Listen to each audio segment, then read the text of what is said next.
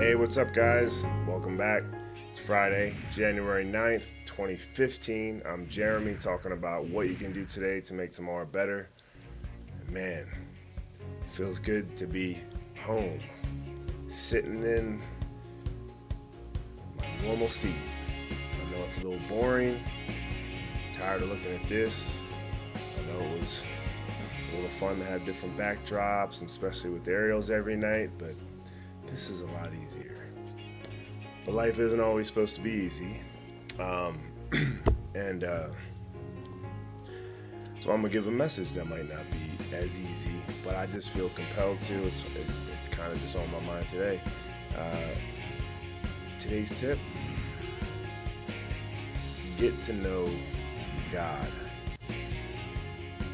If you don't believe in God,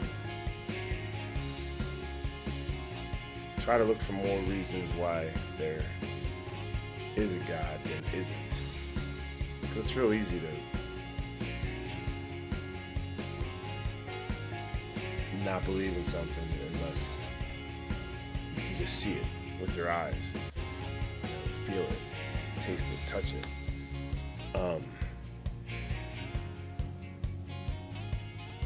But I really just feel like right now I'm like feeling pulled to say this, and I'm not some great,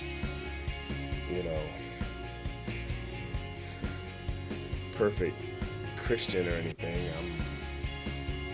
I'm a sinner like everybody else, but I definitely feel the spiritual battle going on in the world, and especially this country today, and it's just scary. And just went to pick up my dog tonight. I was out of town for a couple weeks. He was with a sitter, and you go to pick up your dog after a couple weeks, and obviously very excited. It's like that first thing. Oh, is it really him? It's almost like they think you left for good. They come back. They're really excited. Gets in the car. He gets out of the car. When he gets back, he runs up to the door. Normally it takes forever to go up to the door, but he runs up. He's excited to be back home. And you just see that unconditional love, that innocent spirit of your dog. And I may have made something like this, an analogy before, but to your dog, you're God. You set the rules. You set what's right and wrong for your dog. You set his moral compass. He just does instinctively what comes natural to him, the way God created him. But you are the one that lets him know via punishment or praise or petting or rewards with what he does right and what he does wrong. So people get upset and they're like, why would a God do this or that? Like, why would I want to believe in or worship a God who lets all these bad things happen? And hey, there's, if you believe in God, then there's also the opposite of that. And there's the devil is every bit as real, responsible for a lot of the plagues in the world. Want you to believe that it's God, but that's a whole nother story. But when sin was introduced to the world, and I'm no expert, that's the whole point of free will.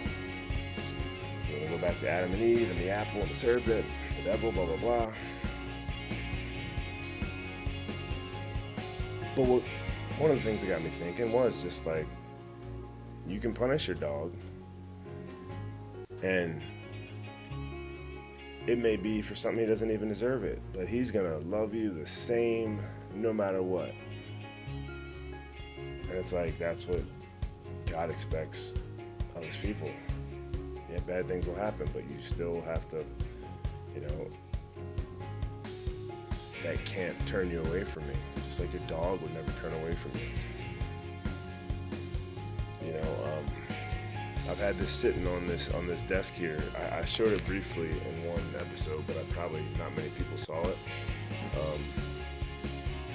This newspaper was from September 12th, the day after September 11th. I'd only been out here in LA for 2 years, not even 2 years. Well, no. Yeah, 2.5 years I'd been out here. And I saved. I bought a bunch of papers that day, and I just saved them all. And it still blows my mind that it's been that long. It still blows my mind that this happened. But I think this is just, this was the beginning, I feel like, of,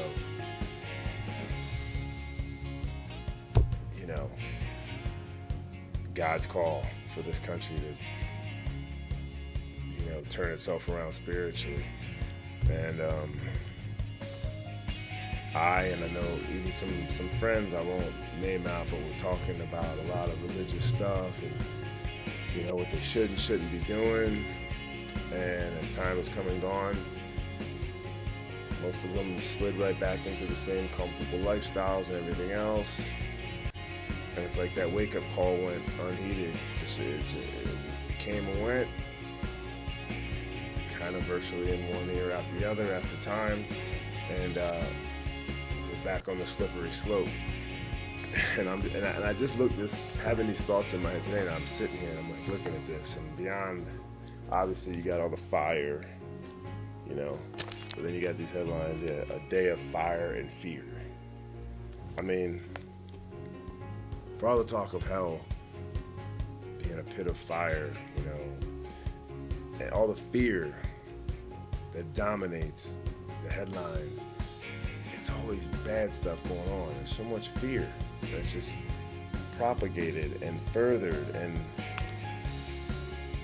constant pouring of gasoline on everything that's wrong, and people focusing on that, and all that focus should not be there. It should not be on the fire. It should be a little bit higher. Right here, another headline from the same thing. There can be signs everywhere. You can make them signs if you want to look into stuff, but just for purpose of just looking at this now, a chilling voice from the sky. A voice from the sky. I'm just looking at this stuff now as I look at it, thinking, terrorists, a minute. Some victims falling from the planes. Just, I could go on and on, but I'd be rambling and whatever, and I'm so tired right now. But just a quick message for the day, I know a lot of people, especially out here, it's like they're so soaked in knowledge, man-made knowledge. Like, knowledge is words in history written by man, based on words that were written by man, based on words that were written by man. The Bible,